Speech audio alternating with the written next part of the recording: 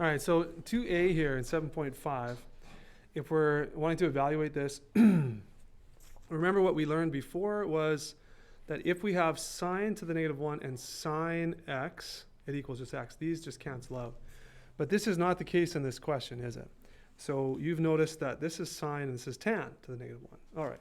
So in that case, what we have to, we can't just simply cross anything out, right? That doesn't work because these are different functions. But I understand that let's make tan, okay, to the negative 1 of 12 over 13.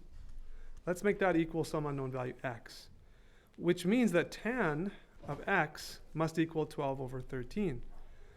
Okay? So now that we're dealing with just a straight tan function, then I can picture a triangle. So you should draw a right triangle with your x value, your x angle, okay, tan of x, as one of the angles that's not the 90-degree angle. Okay, so tan, we remember in SOHCAHTOA,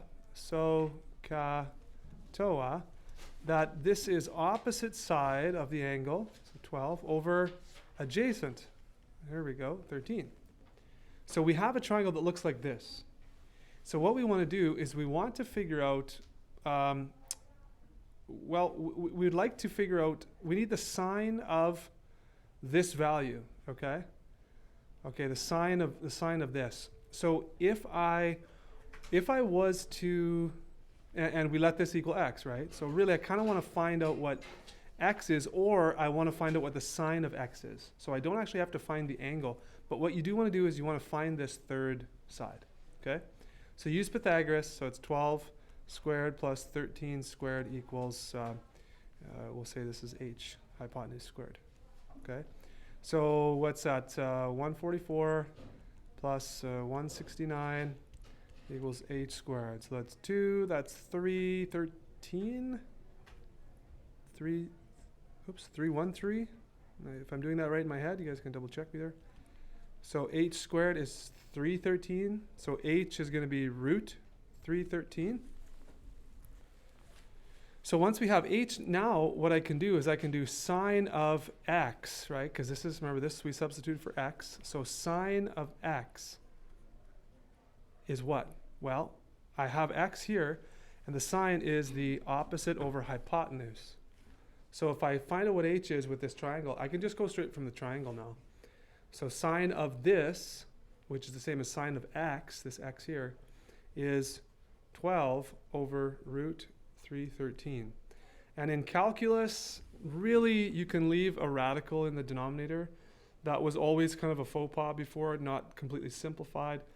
In calculus, you can leave it like this now. I think you'll see some answers where they have radicals everywhere. It's not as important. Or you could do, it's 12 root 313 over 313, I guess. One of those two. So check that answer. Check the solution there and see if that agrees. So we're actually trying to find this value right here, what this equals. And remember that when you have to the negative 1, you're actually referring to an angle. So we let this angle equal x. And because I want to find sine of x, well, I don't have to find the angle. I just need to find the sine of it. So then I can just use the values on the triangle to do opposite over hypotenuse here. Right? So 2c, a similar one. Let's get some more practice here. So remember, this is actually referring to an angle. So I'm going to let this equal x. So cos to the negative 1 of negative 1/3 equals x, some angle. Or you can do theta. Let's do theta. That's kind of more of an angle symbol. So that means that negative 1/3 is the value of cos of theta. That's what that means. So if I turn this into a triangle, a right triangle no less, here's my theta, and I know that cos, now the cast rule, what's the deal with this negative, right? Well, the cast rule, if you remember that from pre-Cal 30, and from Cal 30, I guess we just did that, but so cosine is negative in these two quadrants. So it's in one of these two quadrants, I guess. Negative 1, okay, so in these two quadrants, all right? So cosine, that's ka, so adjacent over hypotenuse. So this one is going to be the negative value, And it's going to go, the hypotenuse is always positive. So that means it's in quadrant 2, this angle. Okay, I know this is in quadrant 2. Because the hypotenuse is always positive, therefore this is -1, and that means my origin is here. Okay? So adjacent over hypotenuse, so this would be 3.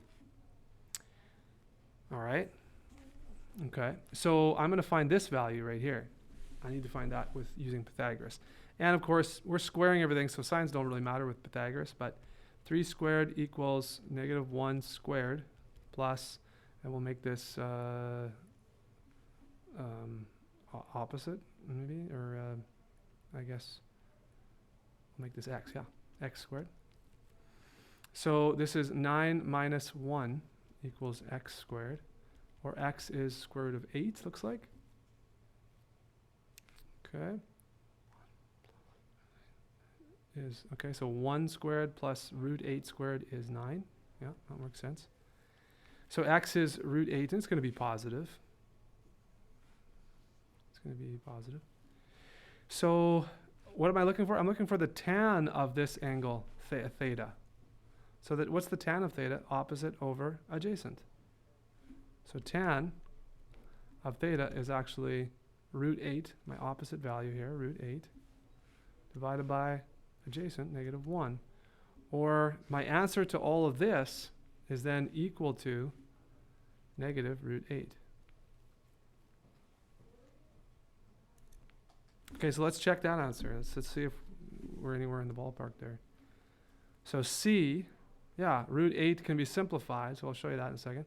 But yeah, we're on the right track here, so negative root 8. So you should simplify whenever you can these radicals, I guess. So root 8 has a factor of 4, right? So it's like root 4 times root 2, right? So that's a -2 root 2. And again, sometimes you'll see answers in the back of your textbook that don't line up with what you have as an answer. Sometimes that doesn't mean you're wrong, though. It just means that the textbook has simplified a little bit further. Okay, so does that help? I think really using the triangle situation here is really helpful. Yeah, and you can just go right from there. Okay.